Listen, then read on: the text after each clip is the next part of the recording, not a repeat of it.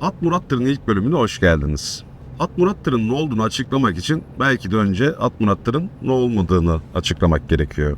Tabii ki size de bazı binek hikayelerini anlatmak için en azından bir tanışma ve ilk bölüm için herhalde bundan daha iyi bir araç bulamazdım. İşin en enteresan tarafı ise bunca zaman bunun üzerinde oturduğumu fark etmememmiş. Ama önce biraz felsefe diyeceğiz.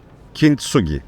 Japonca dilinden gelen bu Kintsugi felsefesi, kırılan porselenleri, bibloları vesaireleri altın tozuyla onarmak. Bu sayede bizim için önemli olan, kırılmış, dökülmüş, dağılmış olan bu obje artık ellerimizle tamir ettiğimiz ve altın tozuyla da değerine değer katmış bir mertebeye ulaşıyor. Bu arabanın içinde bulunduğu hali ve bugüne kadar bu araba için yaptıklarımı çok iyi özetler bu vaziyette. Sizi benim için Ece, felsefi olarak Kintsugi, reel olaraksa Honda Civic FD6 2007 model aracımızın kusurlarıyla tanıştıralım.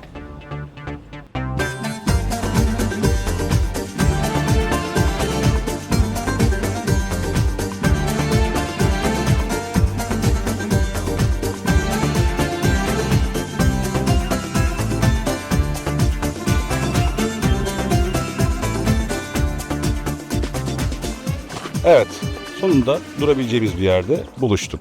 Ve size biraz ailemizin 17, benim bilfiil 10 yıldır yol arkadaşım olan Kintsugi ile sizleri tanıştırmak isterim.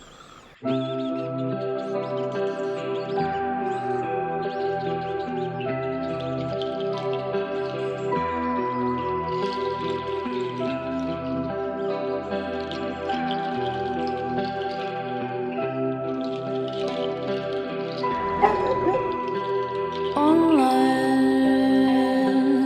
at duruyor, sonsuz çimlerde.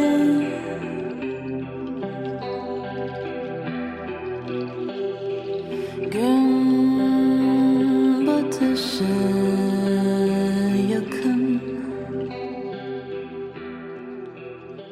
Kintsugi'nin hak ettiği direksiyonu ona geçtiğimiz sene kazandırmayı başardık. Ama sırada saç tokasıyla tutturulmuş el freni tabancası ve vites topuzu var.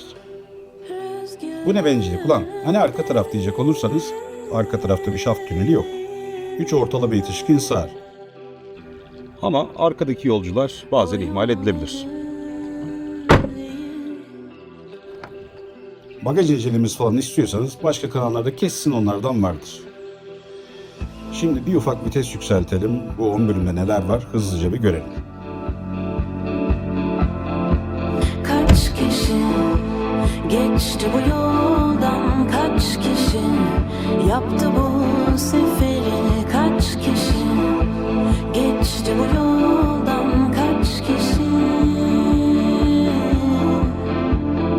bir nefes kadar kısa, bir nefes kadar fani, bir nefes kadar kısa, bir nefes kadar fani. Direkt böyle mi? Boydan mı giriyoruz? Ben. Ha, güzel. Bu bölümün sponsoru olan Dalyurt Rent-A-Car'a çok teşekkür ederiz. Bayburt, Isparta ve Çorum dahil olmak üzere tam 3 ilde hizmet veren Dalyurt Rent-A-Car, yani ne bileyim işte nasıl bir hizmet veriyorlar. Biz almadık çünkü öyle bir hizmet. Eğer bulursanız bir deneyin, yorumlara yazın bir şeyler. Teşekkürler. At Murat Tir Resmi. Ana en üstte. Tavsiye ederim. Tabii ki şunu düşünmekte çok özgürsünüz. Yılların yol arkadaşlığı, yılların aşinalığı. Bu arabayla böyle bir duygusal bağ kurduğumuz fikri sizde canlanabilir ve bu da çok normal. Ama başka bir şey var bu arabada. Modern zaman arabalarında olmayan bir şey var. Hissiyat, her şey analog ya da analoğa çok yakın vaziyette. Kullandığım en keyifli manuel viteslerden bir tanesi. Artık bunlardan bulamıyorsunuz. Bulabileceğiniz manuel araba modeli sayısı bile çok kısıtlı şu anda. Özellikle 0 kilometreler arasında. Handikaplardan bir tanesi. Bu araç yalıtım konusunda maalesef o kadar iyi ve iddialı değil. Ama bunun da bir avantajı var. Bu basitlik ve hafiflik sayesinde yine yolda olan biten her şeyden haberdarım. Arabanın süspansiyon sisteminde bir sıkıntı varsa bundan da haberdarım. Ve bu bence bayağı iyi bir şey. Bir handikapımız daha. Japonların ses sisteminde çok iddialı olmadığı yıllarda üretilmiş bir araba bu.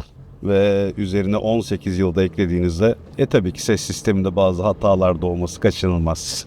Yine Japonlu söküğünü başka bir Japon dikiyor ve 2 adet Sony marka Bluetooth hoparlörle şu anda müzik ihtiyacımızı çözmüş sayılırız. Peki neden Ece? Siz direkt seksist bir tarafa yormadan ben size açıklamasını yapayım. Kelime anlamı olarak Ece, taç, prenses gibi anlamlara geldiği için bu otomobilin karakterine çok uygun olduğunu düşündüm. Çünkü bu arabada yaşadığım birçok sıkıntı ya başka bir arabadan bahsettiğim için oluştu, meydana geldi ya da zamanlaması çok iyi denk geldi ya da ufak tefek böyle ben oradan geçmem. Oradan geçersem işte cam kumandam bozulur.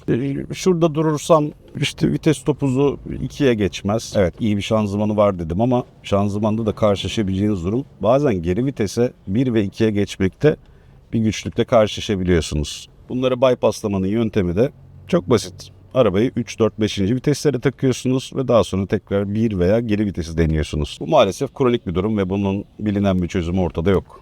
Yaşına göre bazı bakım ihtiyaçları, bazı değişiklikleri gerektiriyor Kintsugi. Arayacak olsak daha çok kusur buluruz. İç mekan döşemeleri, vites topuzunun erimesi, aşınması saydıkça bitmez. Ya da park sensörü arada bir çalışmaktan vazgeçiyor. Sayarsanız bu da kusurlar arasında ama kullanması her zaman çok keyifli bu arabanın. Tabii ki her düz vites araba trafikte insanı bezdirir noktaya geliyor. Ama ışıklar yeşile yandığında, fren lambaları azaldığında bu arabanın düz vitesinin verdiği zevki, keyfi şu anda piyasada olan birçok arabada bulmanız imkansız değil ama güç. Pedalın altında çok güzel bir hissiyat sahibiyim. Araba olan bitenler konusunda tepkili.